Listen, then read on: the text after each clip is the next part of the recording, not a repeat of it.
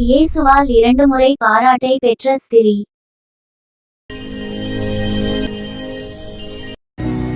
முதல் சம்பவம்.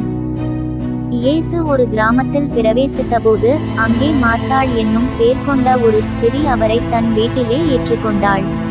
அவளுக்கு மரியாள் என்னப்பட்ட ஒரு சகோதரி இருந்தாள். அவள் இயேசுவின் பாதத்தருகே உட்கார்ந்து அவருடைய வசனத்தை கேட்டுக்கொண்டிருந்தாள். மார்த்தாளோ பற்பல வேலைகளை செய்வதில் மிகவும் வருத்தமடைந்து அவரிடத்தில் வந்து, ஆண்டவரே, நான் தனியே வேலை செய்யும்படி என் சகோதரி என்னை விட்டு வந்திருக்கிறதை குறித்து உமக்கு கவலை இல்லையா? எனக்கு உதவி செய்யும்படி அவளுக்கு சொல்லும் என்றாள். இயேசு அவளை நோக்கி, மார்த்தாளே, நீ அநேக காரியங்களை குறித்து கவலைப்பட்டு கலங்குகிறாய். தேவையானது ஒன்றே. மரியாள் தன்னை விட்டு எடுபடாத நல்ல பங்கை தெரிந்து கொண்டாள் என்றார். ஆம். இயேசுவின் பாதத்தில் அமர்ந்திருந்து அவர் வசனத்தை கேட்ட மரியாளை இயேசு பாராட்டினார். நாமும் நேரத்தை ஒதுக்கி இயேசுவின் பாதத்தில் அமர்ந்திருந்து அவர் வசனத்தை தியானித்து ஜெபித்து காத்திருப்பதை தேவன் விரும்புகிறார்.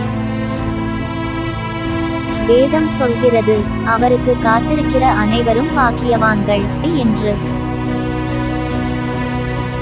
இரண்டாவது சம்பவம். இயேசு பெத்தானியாவில் குஷ்டரோகியாயிருந்த சீமோன் வீட்டிலே போஜனபந்தியிருந்தார்.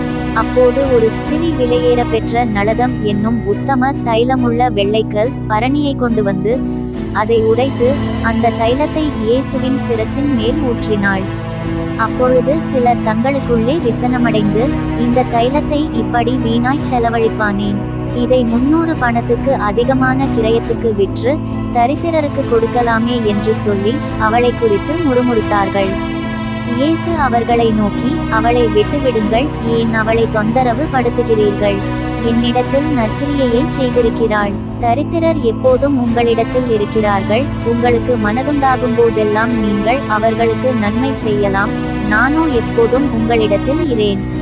இவள் தன்னால் இயன்றதை செய்தாள். நான் அடக்கம் பண்ணப்படுவதற்கு எத்தனமாக என் சரீரத்தில் தைலம் பூச முந்திக் கொண்டாள். இந்த சுவிசேஷம் உலகத்தில் எங்கெங்கே பிரசங்கிக்கப்படுமோ அங்கங்கே இவளை நினைப்பதற்காக இவள் செய்ததும் சொல்லப்படும் என்று மெய்யாகவே உங்களுக்கு சொல்லுகிறேன் என்று பாராட்டினார். இந்த ஸ்திரீ மார்த்தாளின் சகோதரி மரியாளே. ஆம், இயேசுவுக்காக எதையாவது செய்ய வேண்டும் என்ற வாஞ்சையோடு உத்தமதைலமுள்ள வெள்ளைக்கல் பரணியை தனக்கென்று வைத்துக்கொள்ளாமல் இயேசுவுக்காக கொடுத்த ஸ்திரீயை இயேசு பாராட்டினார்.